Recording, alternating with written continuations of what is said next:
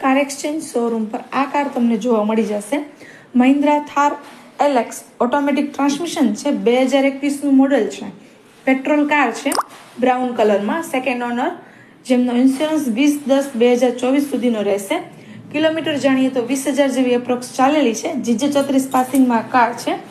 આ કાર જોવા માટે વિઝિટ કરી શકો છો તમે કાર એક્સચેન્જ શોરૂમ. આઈડીમાં હું એડ્રેસ અને કોન્ટેક્ટ નંબર મેન્શન કરી દઉં છું.